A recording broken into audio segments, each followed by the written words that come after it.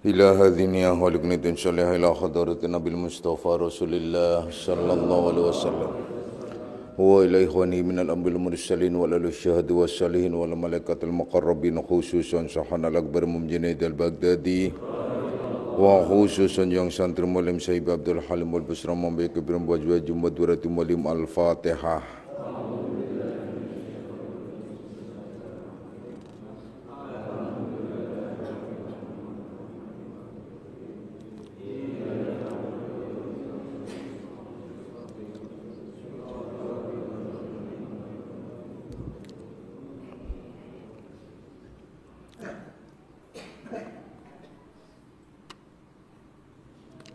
Mari kita baca suratul Fatihah sekali lagi, yaitu kita khususkan untuk almarhum Bapak Radisa, yaitu bapaknya Irwan.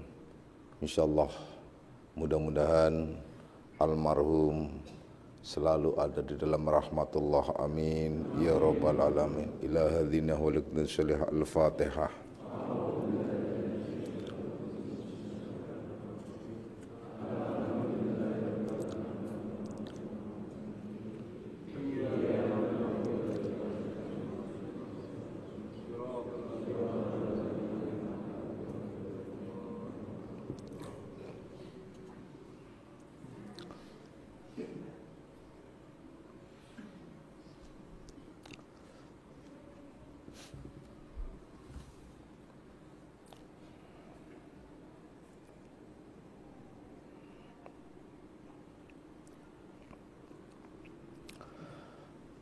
Assalamualaikum warahmatullahi wabarakatuh.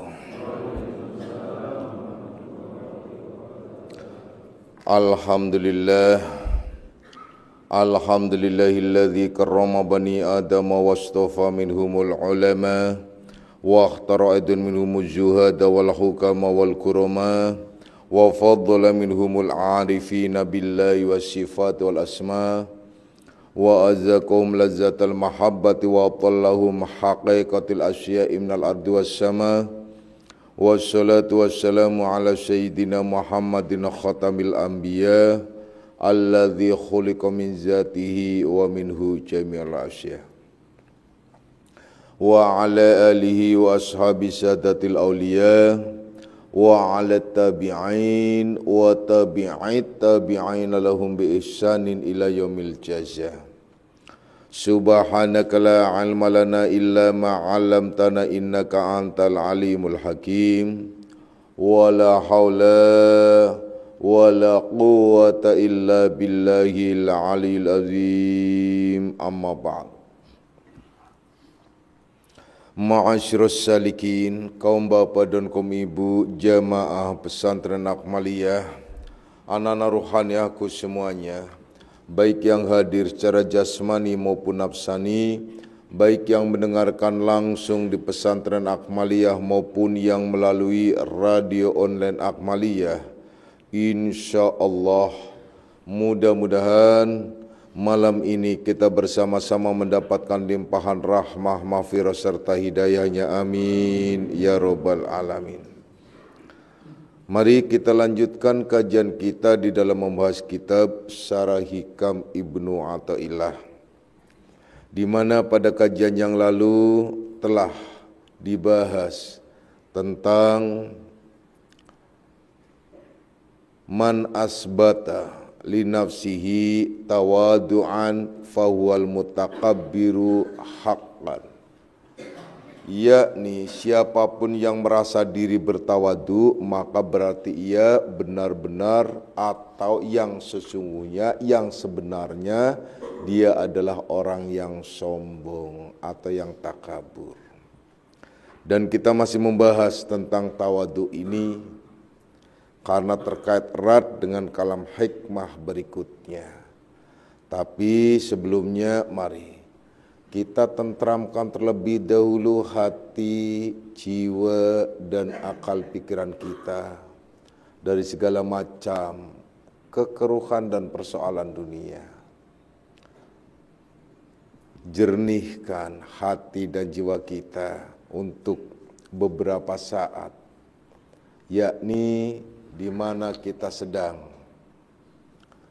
berhadapan dan menerima anugerah serta ilmu, dan insya Allah dengan demikian ilmu kita masuk golongan ilmu yang bermanfaat. Amin ya robbal alamin.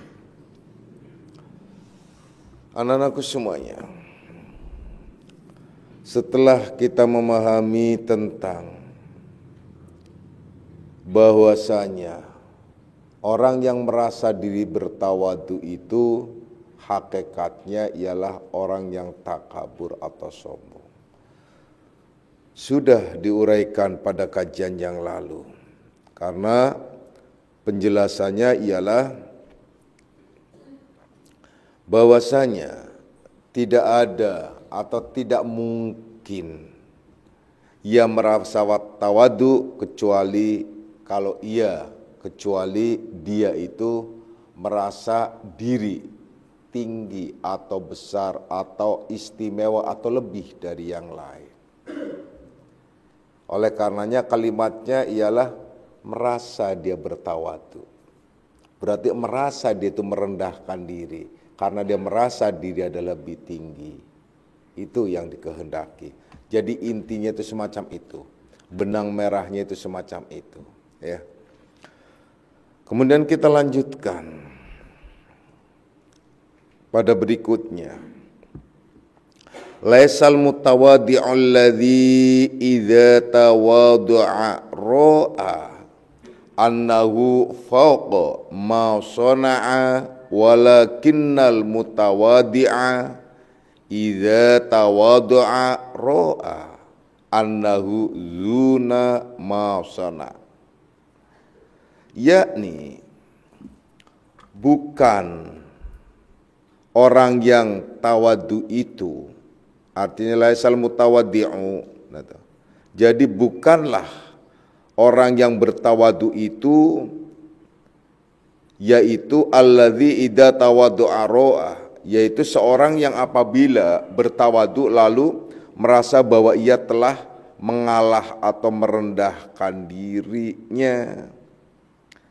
Walakinnal mutawaddi'a idza tawaddu'a ra'a annahu duna ma sana'a, yakni tetapi orang yang tawadu itu ialah orang yang bila berbuat sesuatu merasa diri belum layak mendapatkan kedudukan itu. Saya ulangi lagi supaya jelas, coba kalian renungkan ya, saya bacakan.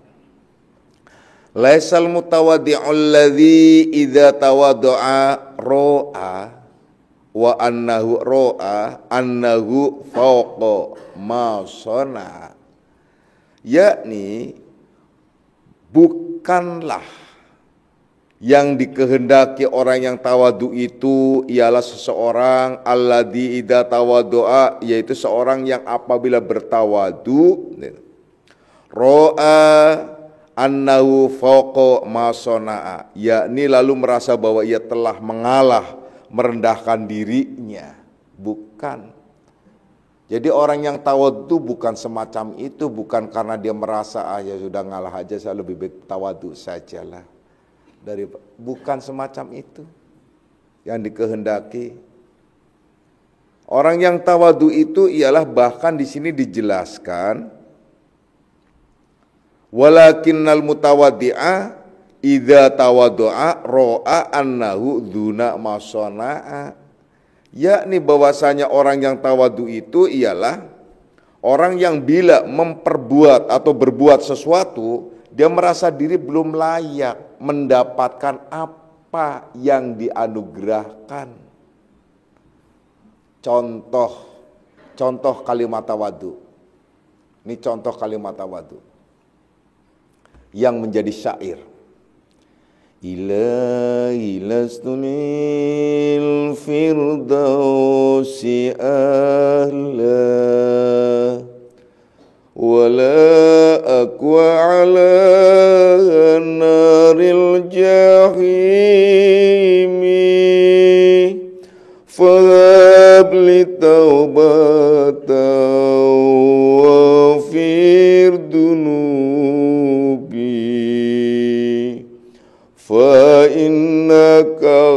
ghafiru dzambil azimi. Yuk bareng-bareng. Illa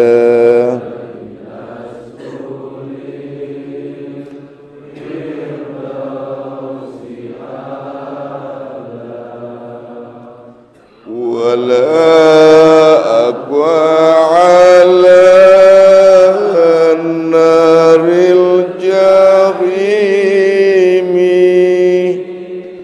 fabli taubata wa fir dunubi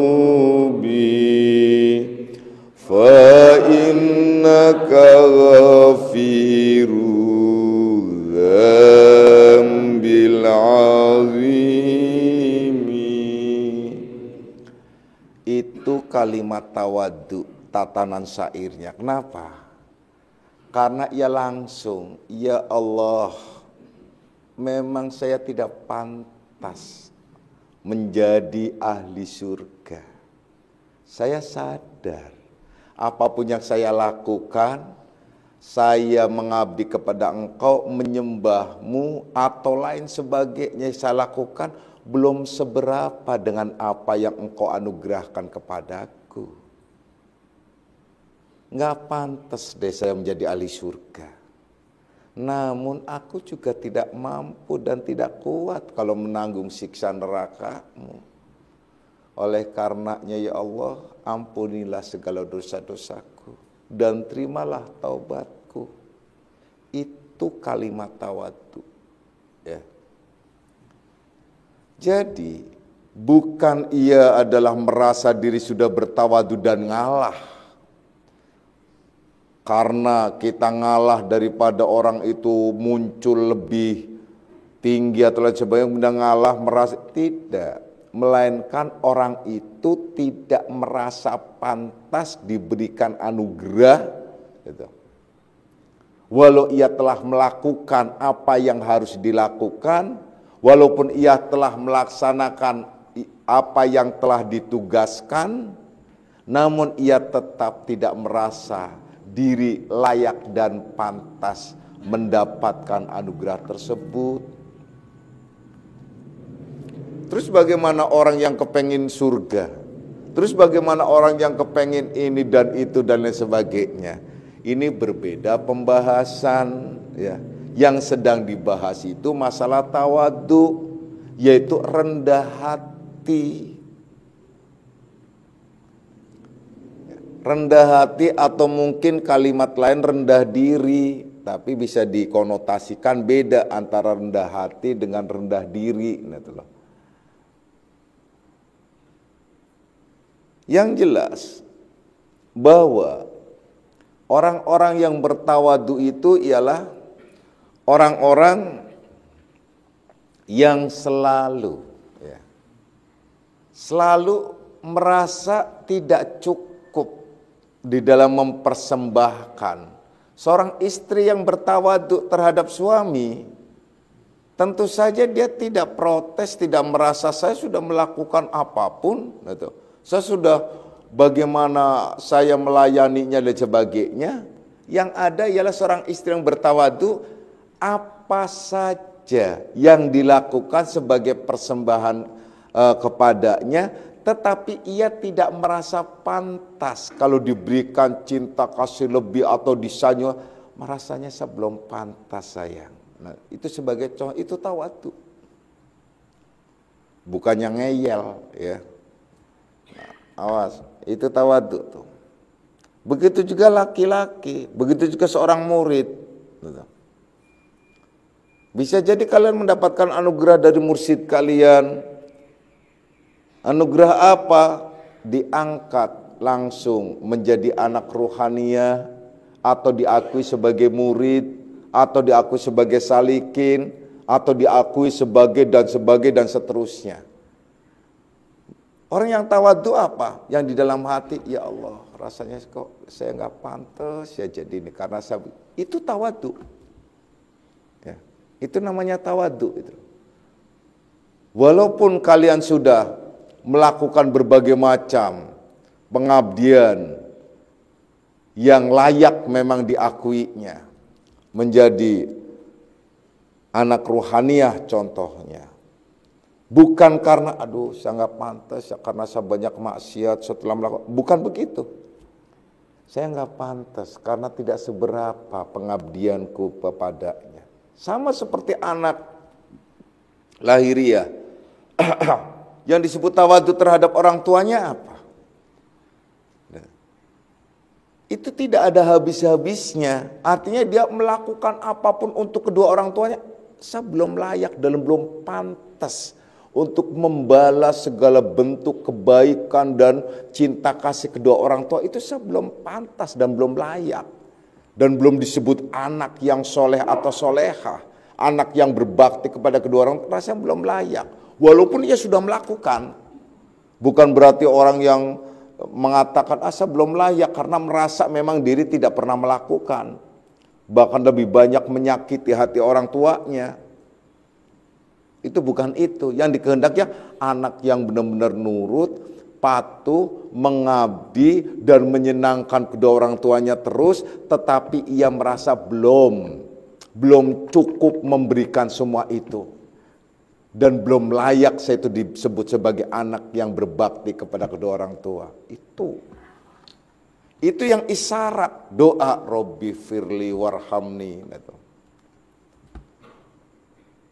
Itu doa. Oleh karenanya orang yang benar-benar tawadhu terhadap kedua orang tua, seperti isyarat dalam firman Allah, itu wa qada rabbuka alla ta'budu illa iyyahu wa bil walidain, Al-Ghair ayat. Jadi pada saat engkau adalah disuruh menyembah kepada Allah, itu selalu diiringi dan kepada kedua orang tuamu.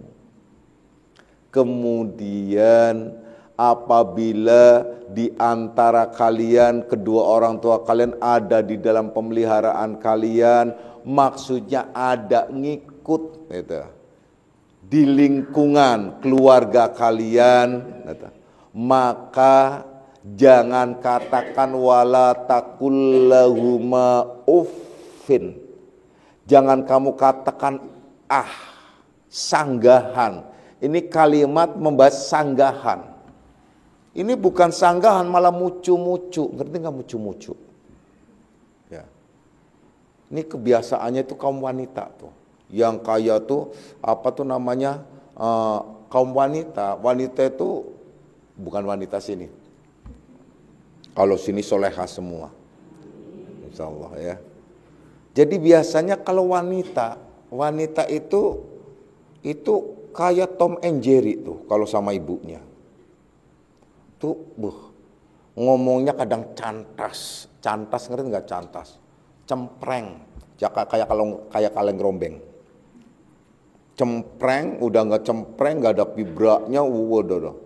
Ya banyak ininya apa tuh? Ya full treble lah istilahnya. Terus gitu loh. Dan apa?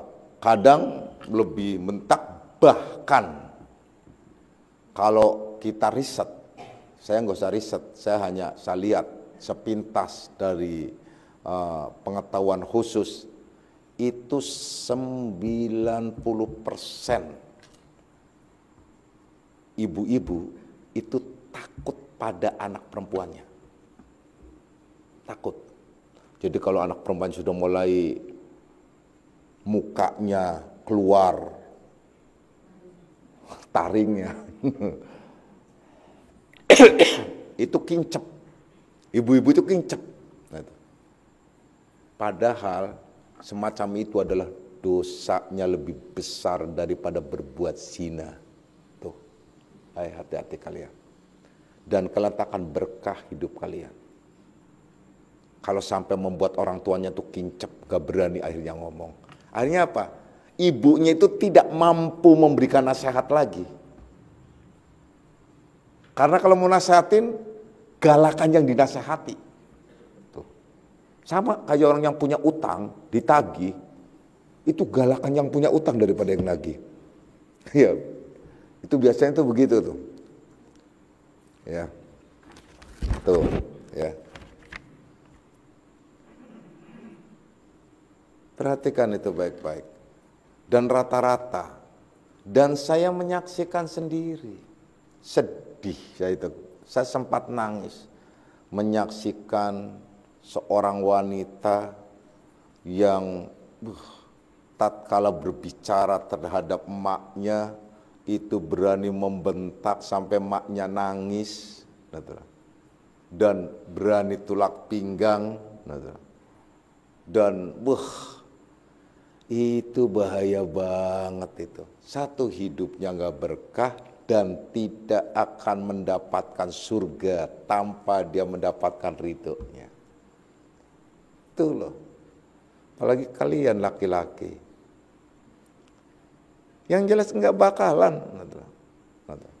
Jadi nggak bakalan. Kemudian akhirnya saya mendapatkan kiriman dari seseorang tentang orang tua juga. Jadi dikirim, dia ngirim ke saya, nggak tahu nyasar atau beneran atau gimana. Mungkin nyasar kali, nge-share sekaligus kali ya, nggak tahu siapa ya. Nah, itu dia bercerita, saya nangis loh baca ini, gitu loh. Saya nangis loh baca ini Pak. Oh nangis, kenapa? Ya nangis saja, sedih saya baca aja.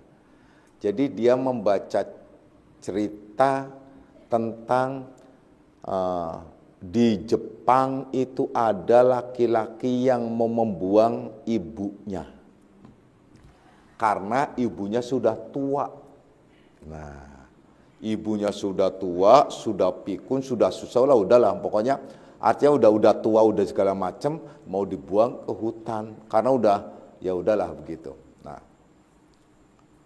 kita tuh, dibawalah digendong sampai ke hutan. Pas mau ditinggal, udah Bu di sini ya, udah. Ibunya langsung ngomong, "Nah, saya mencintai kamu itu adalah tanpa ada pamrih apapun, dari kecil sampai dewasa, bahkan sampai detik sekarang pun saya menyintaimu." Saya buktikan. Tadi waktu kamu jalan nganter saya sampai ke tengah hutan ini, kan jalannya kamu khawatir, karena khawatir kamu nanti tersesat, tolong ikuti, saya kasih tanda setiap tikungan apapun saya kasih tanda ranting-ranting. Nah, kamu ikuti ranting itu supaya kamu bisa keluar nggak tersesat. Mendengarkan semacam itu, anaknya akhirnya nangis, akhirnya memeluk ibunya lagi. Iya ya, padahal udah mau saya buang, dia masih sempat. Akhirnya masih sempat meninggalkan jejak-jejak itu pada saat sampai ke itu loh. Dia nangis. Dan ini yang baca orang Islam. Yang ngirim siapa? Yang ngirim ceritanya orang Jepang dan non-Muslim. Langsung saya bilang, 1400 tahun yang lalu Islam itu sudah mengajarkan masalah ini. Kenapa kalian gak tersentuh? Justru tersentuhnya oleh cerita orang kafir. Kenapa? Karena itu tadi, ternyata iman lagi. Kalau kalian memang sukanya diberikan pelajaran-pelajaran yang mungkin instan gitu ya. Al-Quran memang sangat luar biasa menjelaskannya, seperti ayat situ di Al-Isra ya, 23-24 kalau nggak salah. Itu jelas sekali gambaran yang sangat luar biasa. Dan kemudian juga digambarkan Luqman dan lain sebagainya. Kenapa? Banyak orang tersentuh dengan cerita-cerita orang-orang kafir. Padahal kalau sudah berbicara orang kafir non-muslim, kalau kita tarik garis tegas, itu harus lakum dinukum waliyadin. Agamamu, agama. Nggak ada istilah ceritamu itu saya ambil, saya adopsi untukku. Kalian mengadopsi ceritaku, itu nggak ada masalah, silakan. Tapi nggak ada. Nah, kenapa? Karena jelas sekali juga diterangkan dalam tukhliful musyrikin. lainkan kalian dengan orang musyrik. Nah, kemudian ya udahlah, kita kan berteman ini bentar lagi. Apa lagi tuh? Bentar lagi. Tanggal berapa? Nah, ya kan? Ya selamat Natal, enggak ada, nah tuh. Enggak ada istilah. Enggak ada istilah Natal, enggak ada. Garis tegas Islam itu. Ya toleransilah dikit-dikit, enggak. Kalau saya jelaskan lebih jelas lagi, panjang urusannya. Udah, dasarnya ialah lakum dinukum waliyadin. Ya kan ini bertetangga boleh, bahkan bantu apa saja boleh. Tapi kalau sudah masalah yang sakral, no. Nah itu kan gitu. Toleransi, yes. Nah tuh. Ibadah dan sakral, enggak. Nah itulah. Oh, tapi kan berarti, wah itu mah orang ekstrim. Lu yang ekstrim. Nah tuh. Gampang itu loh. Kenapa? Karena itu semua kamuflase dan kebohongan. Yang jelas satu lagi, ini ada pokoknya satu hal. Untuk kalian salikin, jangan mengakui saya sebagai mursyid kalian kalau kalian masih menyatakan selamat Natal dengan salaman. Laisa minni, bukan golonganku. Selesai. Kenapa? Karena Rasulullah pun diajak untuk bertoleransi, nggak mau. Sampai, artinya sampai berbagai macam itu dalam riwayat itu. Yuk kita 50-50, kamu, saya datang ke tempat ibadahmu, aku datang ke tempat ibadah. Enggak. Kata Rasul, enggak mau. Ya udah kalau gitu deh, Muhammad, ini aja deh. Kamu sehari ke saya, kemudian saya seminggu dengan kamu, saya menghadiri tempatmu. Enggak. Ya udahlah kalau gitu, kamu cukup sehari di tempatku, tapi aku di tempatmu 1 bulan. Enggak. Nah, terus ya sudahlah kalau gitu, kamu di saya sehari, saya setahun deh dengan kamu, ngikutin. Enggak, tetap enggak. Ya sudahlah, seumur hidup saya ngikutin kamu, tapi kamu tolong sehari dengan saya. Enggak. Tuh. Lalu terus, itulah asbabun nuzul hingga turun. Nah, qul ya ayyuhal kafirun la a'budu ma ta'budun wala antum abiduna ma a'bud wala ana abidum ma abattum. Nah itulah al-akhir ayat surah yang akhirnya tegaskan satu hal, lakum dinu. Selesai. Ya kita kan hanya kata toleransi. Kata-kata itu sakral. Kalau sudah kata-kata sakral itu menjadi hukum. Kan sudah kata-kata kalau sudah sakral itu menjadi hukum sah dan tidaknya. Coba kata-kata apa contohnya? Saya terima nikahnya dan kawinnya dengan mas kawin sekian sah. Itu jadi hukum loh. Sebabnya jadi suami istri dan sah. Padahal sekata-kata-kata. Awas loh ya, hati-hati. Jadi nggak bisa. Karena siapapun yang berani mengatakan selamat Natal. Saya berapa puluh tahun bertetangga dengan non-muslim di sekitar kita. Saya nggak pernah ngocang-ngacik. Saya akan hormatin dan dia hormatin. Dialog iya, saling tolong menolong oke.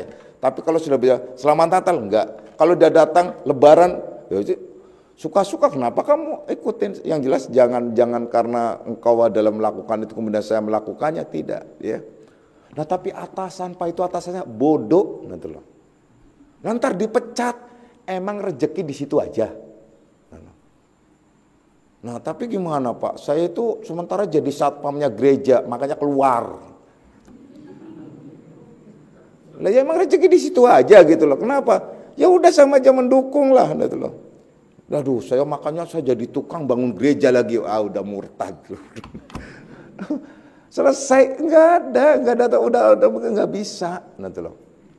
Bisnis boleh, berteman boleh, apa saja boleh. Jadi supaya ini enggak ada yang tanya lagi. Soalnya kalau deket-deket itu tanya mulu, nanti di WA tanya lagi kan. Udah sini saya perjelas gitu loh. Udah, pokoknya satu hal. Sampai saya membuat klaim begini. Jangan anggap atau jangan kalian menganggap saya sebagai mursyid kalian, cari guru kalian. Laisam ini bukan golonganku. Kalau kalian masih mau begitu, udah, oh, bapakku gitu, kita kan memandang semua juga dari Allah. Ah, loh, udah kan? Udah lain lagi nih. Ini mau berbicara tauhid apa-apa, nah itu loh. Nah, ya. Kalau semuanya dari Allah, ya udah sini saya pinjam tangan kamu satu, atau mata kamu satu sini, tak congkel gitu loh. Ya kan? Itu tadi nafsu tadi, karena apa? Itu berlebihan dan melampaui batas. Sudah ya, kita jangan terlalu jauh nyerempetnya ya. Nah, jadi tidak ada toleransi di dalam hal yang sakral, itu saja. Tidak ada toleransi di dalam hal yang sakral. Aduh Pak, nah, ini urusannya bentar lagi, tahun depan ini dipecat nih. Sudahlah, Allah itu memberikan rezeki itu tidak di satu tempat, tidak di itu, tidak di perusahaan itu. Yang jelas semua Allah itu adalah menebarkan rezeki di mana saja ya. Kalau orang bisa mempertahankan, insya Allah ya, insya Allah adalah. Tapi Kiai Ono membolehkan, ya kiainya goblok. Lo iya membolehkan, ya udah kiainya aja yang goblok. Ustadz, ya ustadz goblok. Nanti saya pikir ustadznya goblok berarti. Nanti mungkin ustadz karbitan atau apa nggak tahu lah. Ya tapi kan dia juga udah, yang penting mesti ada intrik tertentu. Yang jelas garis tegas. Sampai-sampai jangankan persoalan itu, persoalan antar saudara saja kalau sudah mulai berselisih paham, kita disuruh menyatakan apa? Ya sudah, walana a'maluna walakum a'malukum. Ya udah, amalku ya amalku, amalmu ya amalmu. Udah. Ini kalau udah berselisih paham loh ya. Jadi jangan kamu mengatakan sabitah. Kamu mengatakan ini, sudahlah, amal kamu, saya udah. Itu walana a'maluna. Ya amalku, amalmu ya amalmu. Itu kalau di dalam sama saudara, kalau sudah beda pendapat. Jadi untuk saling menghargai ya sudah, clear. Nah itu contoh semacam itu ya. Nah, jadi akhirnya disimpulkan orang yang mengucapkan selamat Natal itulah orang yang takabur, udah sombong dan sekaligus syirik karena mengakui keberadaannya dan mensupport serta mendukung bahwa ada anak Allah yang bernama Isa. Padahal ia adalah Isa ibnu Maryam, itu bukan anak Allah, tetapi sebagai nabi. Nah, kita percaya sebagai nabi itu dari sisi kita ya. Kalau di sini mereka gitu loh. Gampang amat sih Islam mengatakan kafir, ya ampun. Orang Nasrani juga mengatakan kafir kepada kita. Dan mereka juga mengatakan kafir, Yahudi atau udahlah, antara satu agama itu pasti mempunyai ini tersendiri, sudah. Jadi kita jangan terlalu jauh ke sana ya. Dah. Jadi akhirnya bahwasanya kembali lagi kita jadi laisa tawadu, artinya bukan orang yang disebut tawadu itu ialah orang yang ya merasa telah merendahkan diri dari status makomnya, status kedudukannya.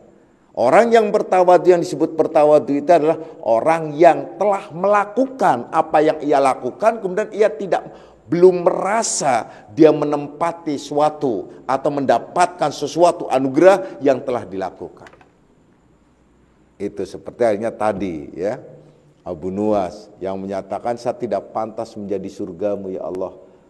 Menjadi penghuni surgamu tidak pantas, tapi saya juga tidak bisa, tidak kuat menanggung siksa nerakamu dan seterusnya dan seterusnya. Kemudian dilanjutkan lagi juga menyatakan al-mutawadi'ul haqiqiyu huwa makana nasyi'an an suhudi alamatihi wa tajalli sifatihi. Masuk ke hakikat.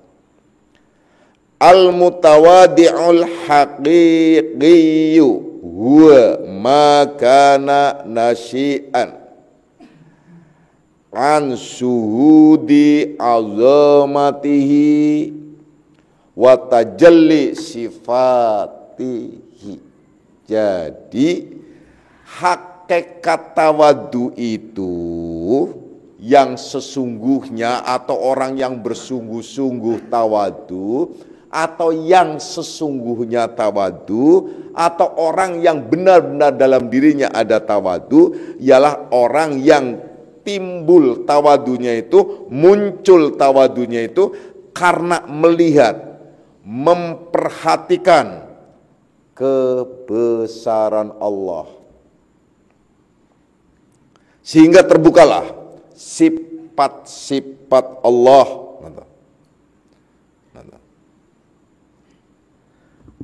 Tawadu dalam pendapat ahli tauhid tentunya difahami bahwasanya ya, siapapun yang merasa dirinya ada kemuliaan dan kedudukan, maka perasaan yang demikian itu sebagai kesombongan.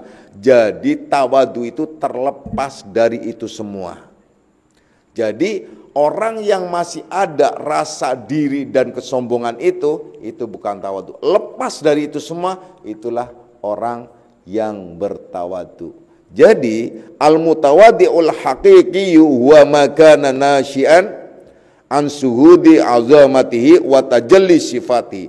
Jadi hakikat tawadu itu dialah orang yang memahami, yang mengerti ya, tentang ya, keberadaan, tentang melihat, memperhatikan kebesaran Allah dan terbukanya sifat-sifat Allah, sehingga luruh dirinya, kecil sekali dirinya, tak ada apa-apanya. Itu tawadu, itu hakikat tawadu tuh. Jadi belum disebut orang tawadu kalau dia belum sampai kepada pemahaman, minimal mengerti, mengetahui bahwa Allah itu agung, bahwa Allahu Akbar, Subhanallah, dan seterusnya, hingga melihat kembali ke dalam dirinya itu yang paling kecil, yang paling kotor, yang paling rendah, dan seterusnya. Dan itu sebenarnya diajarkan kepada kalian semua bagi yang telah mengamalkan puji hari zikir tuh. Coba kalau kalian renungkan baik-baik dalam zikirannya. Pertama, hari Ahad contohnya. Subhanallah, subhanallah, subhanallah, itu tidak sebatas lisan.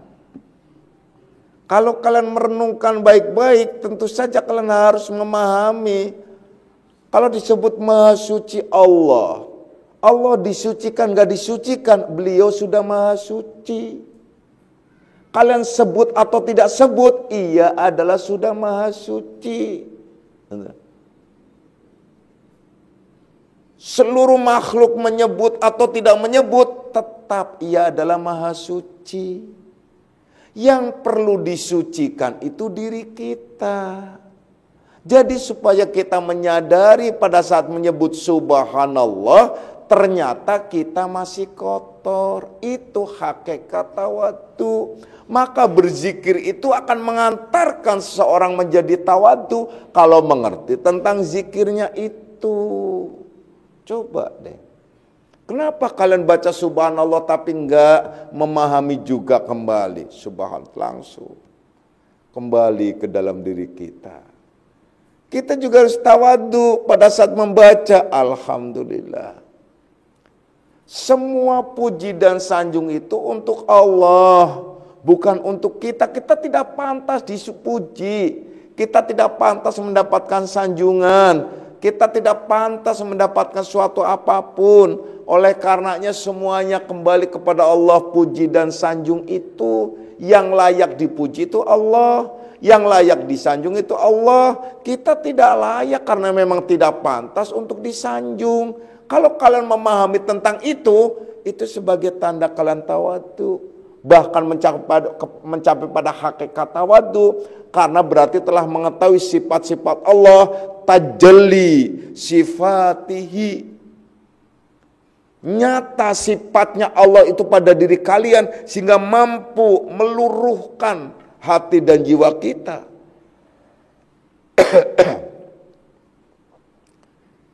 Kalian zikir alhamdulillah, tetapi kalian marah pada saat tidak mendapatkan pujian dan sanjungan. Itu karena kalian masih sombong. Jadi belum tawadu. Karena lawanannya tawadu itu ialah sombong, takabur, aba wastakbaro, wa kana minal kafirin.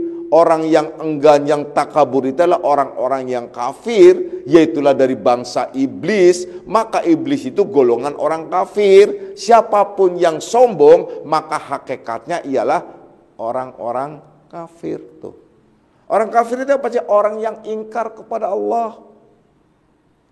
Mengingkari Allah itu hakikatnya semacam itu. Jadi kalau kalian ingin mendapatkan pujian dan sanjungan dari orang lain, sama berarti kalian membuat tandingan dengan Allah. Gak pantas kita mendapatkan pujian, gak pantas kita mendapatkan sanjungan. Oleh karenanya pada saat ada pujian dan sanjungan sampai kepada kita, kita selalu menyatakan alhamdulillah. Itu benar-benar dari dalam hati, bukan sebatas lipstik, bukan sebatas nyanyian, bukan sebatas narasi, bukan sebatas hiasan bibir kita, bukan.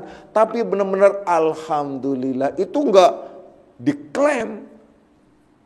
Kalau kebanyakan sekarang nih, kebanyakan itu kalimat-kalimat semacam itu sebagai kalimat refleks kebiasaan, tapi bukan muncul dari dalam hati, bukan muncul dari pengetahuan, bukan muncul benar-benar ia faham.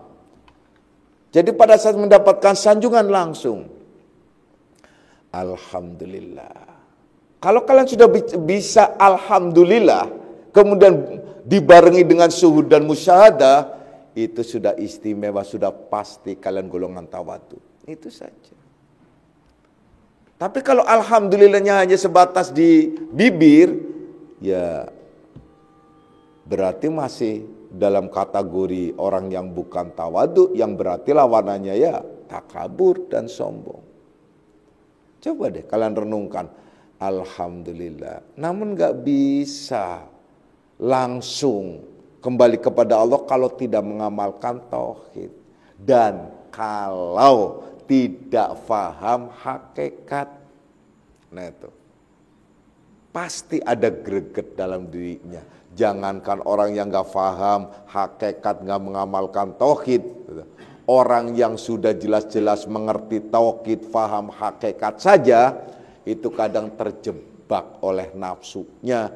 Karena begitu licin nafsu itu di dalam diri kita, nyaris jungkir balik kita harus melawan nafsu-nafsu kita. Ya Allah, kalau sudah berbicara nafsu, kita rasanya gemes banget dalam diri kita tuh.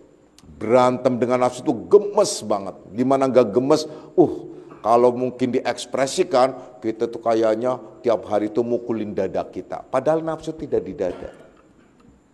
Tapi kita tepuk-tepuk dada terus. Makanya kalau udah lagi sebel ngelus dada. Kenapa sih? Nah ini karena sumber ya. Karena persoalannya itu ada. Di apa tuh? Jantung hati itu ada di sini. Karena itu semua yang bergetar menjadi sumber dari aliran darah.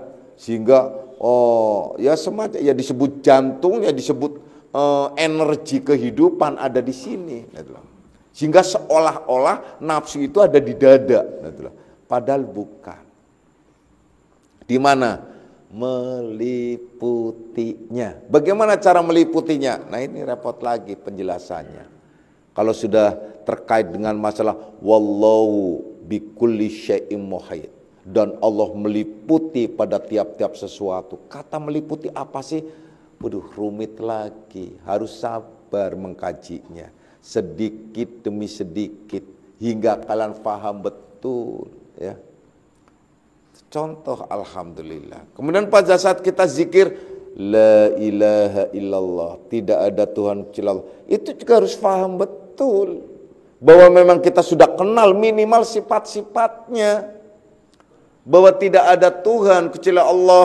Bagaimana kalian bisa mengatakan tidak ada Tuhan kecuali Allah kalau kalian tidak mengenal minimal sifat-sifatnya?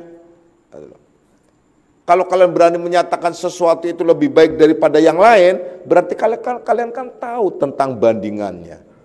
Kalau kalian menyatakan baju ini lebih putih daripada yang ini, berarti kalian kan tahu bandingannya. Berarti ada baju yang kotor, yang kurang putih, satunya adalah baju yang putih.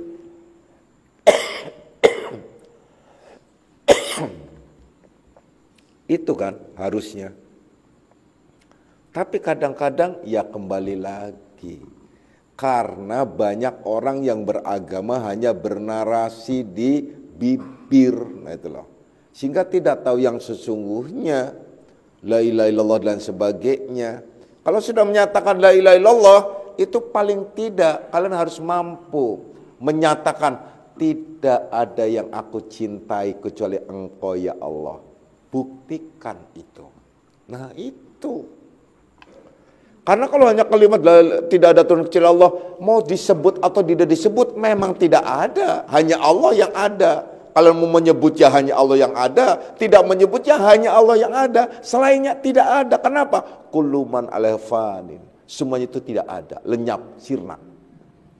Nah persoalannya kita memahami enggak?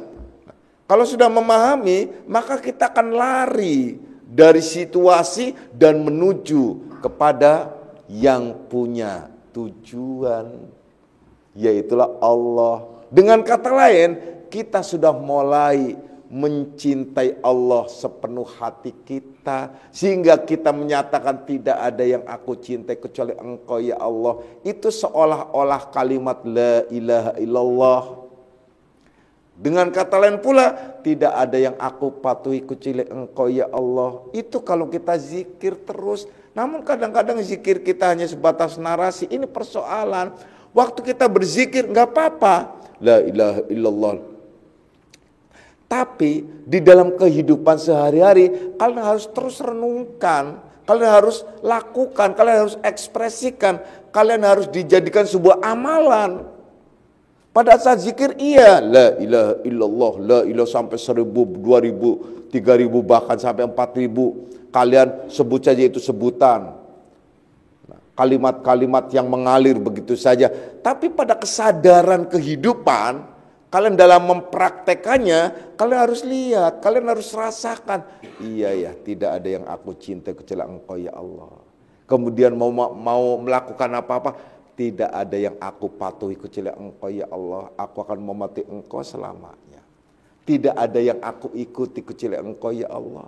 Tidak terus, itu dalam kehidupan sehari-hari sehingga tidak sempat untuk berselingkuh dengan yang lainnya. Karena kita tidak memahami dalam kehidupan sehari-hari untuk mempraktekannya, sehingga kita tidak sadar setiap saat berselingkuh dari Allah dengan sesuatu yang lain. Minimal ya kita berselingkuh dengan Allah, berselingkuh dari Allah dengan nafsu-nafsu kita, dengan kehendak kita, dengan ego kita, macam-macam. Kalau sudah zikir la ilaha illallah, tidak ada perselingkuhan lagi seharusnya. Itu kalau sudah memahami, aduh kalau gitu percuma ya zikir la ilaha illallah. Enggak ada percuma. Zikir terus. Nah itu loh. Terusin zikir terus la ilaha illallah, tidak ada kata percuma. Lah kalau zikir la ilaha illallah kemudian saya juga enggak ada percumanya, zikir aja, udah selesai. Nah itu. Teruskan, suatu saat kalian akan mendapatkan manfaat zikir itu, energi itu akan masuk sehingga kalian bisa mengamalkan selanjutnya. Karena tidak ada yang instan sesuatu apapun. Allah sengaja memberikan rangkaian tahapan di dalam segala hal ya. Kemudian pada hari Rabunya kalian zikir Allahu Akbar. Allahu Akbar, Allahu Akbar, Allah yang maha besar. Berarti kita kecil. Ya memang kita sangat kecil.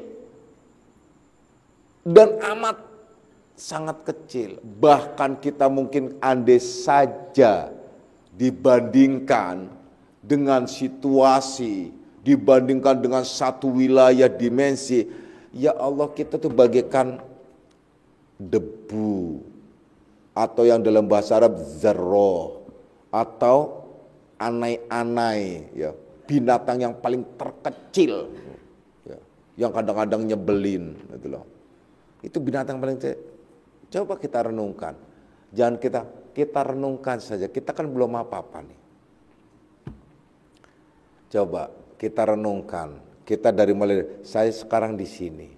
Ternyata ini adalah tempat bahagian dari sebuah RW, sebuah kelurahan, kecamatan, kemudian satu wilayah. Kita ada di Jakarta Timur, dan terus wilayah lagi, gede lagi, Jakarta, wilayah gede lagi. Ternyata kita masuk ada di Pulau Jawa, wilayah gede lagi. Kita ternyata Indonesia lebih gede lagi.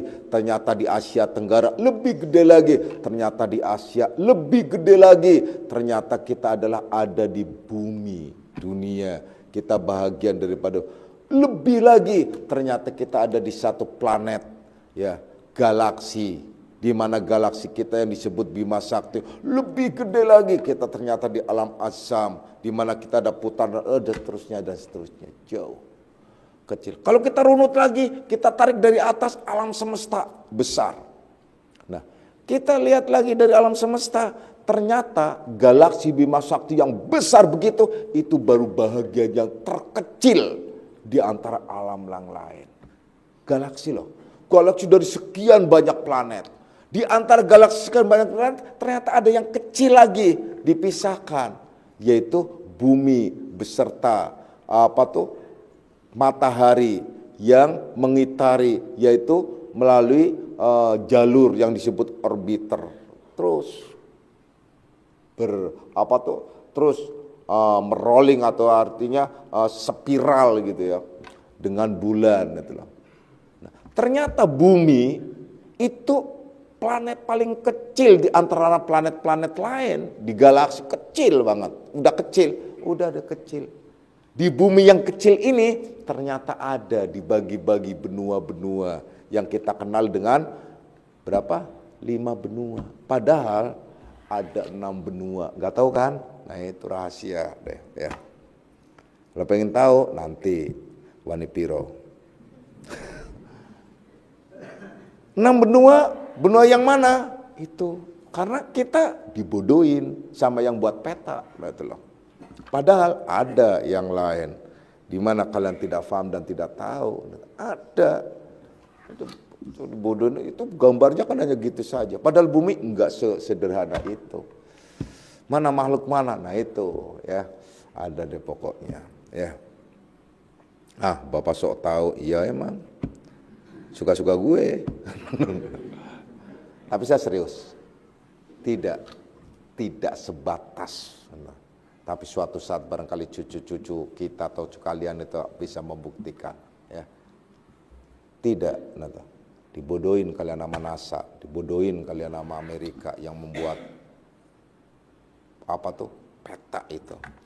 Ada yang disembunyikan. Ya.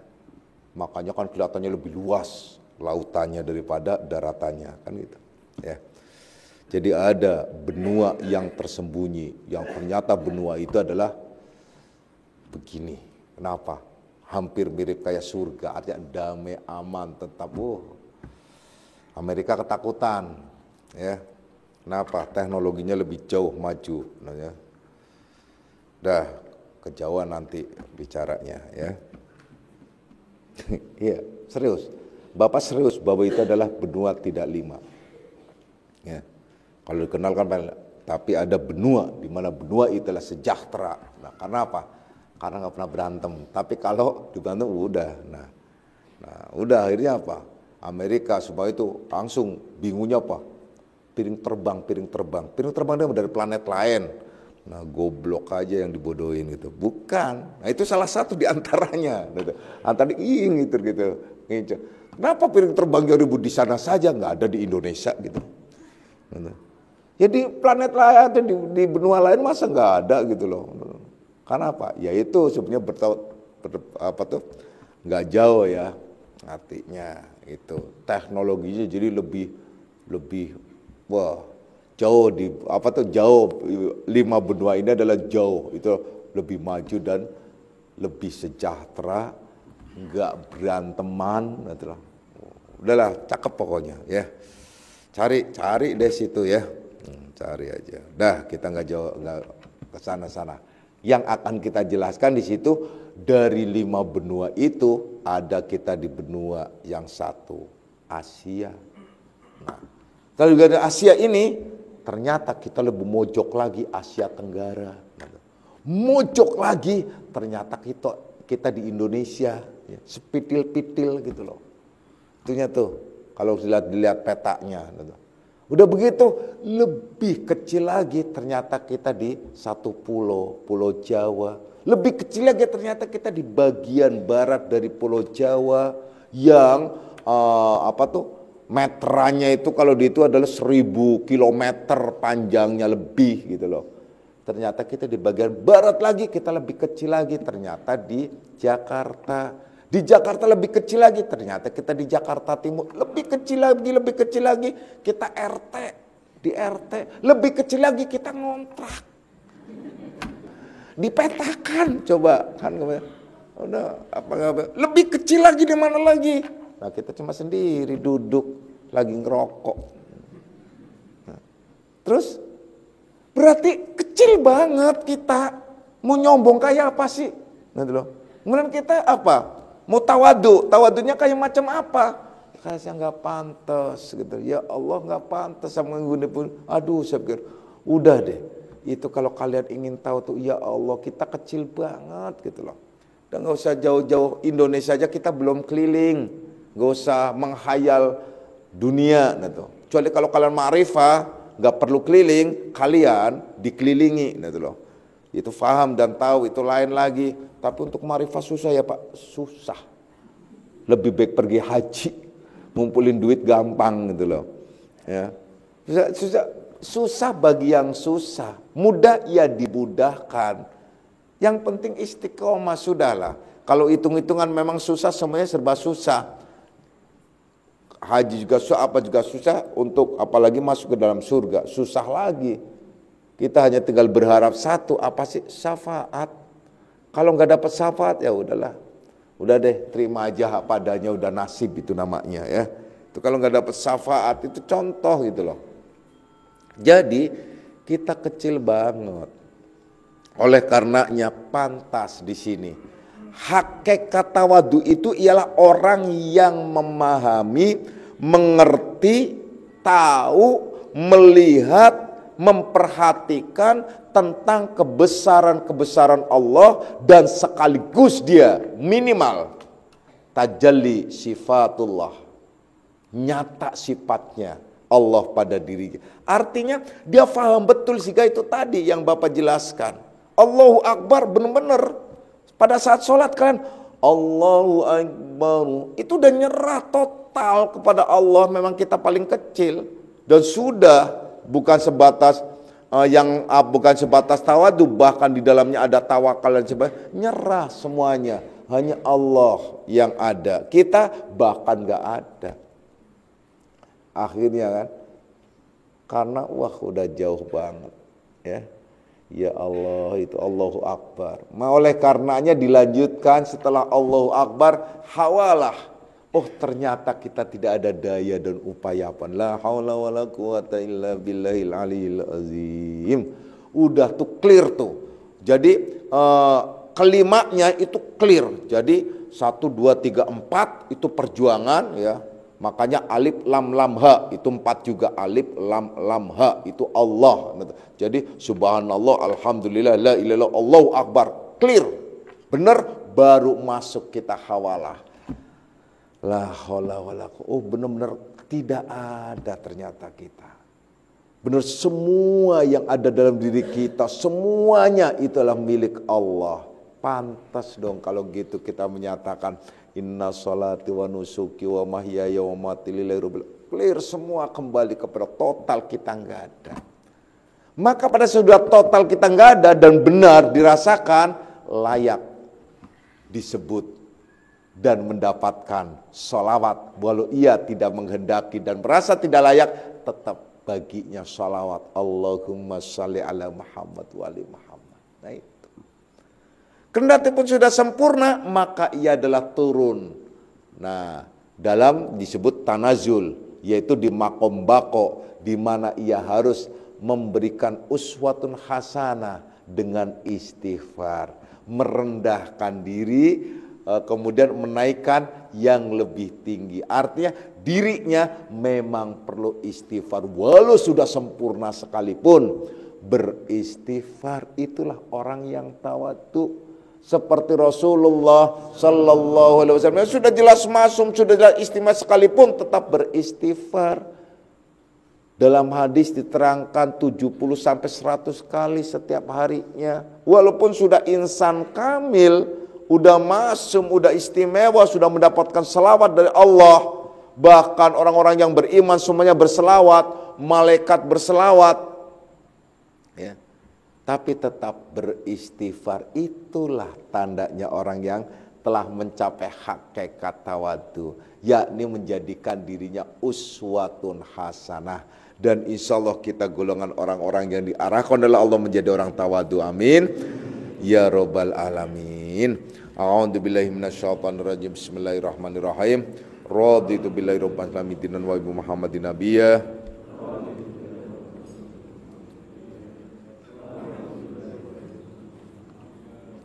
Asyhadu an la ilaha illallah. Hadanallahu wa iyyakum ajma'in wal afu minkum. Wassalamualaikum warahmatullahi wabarakatuh.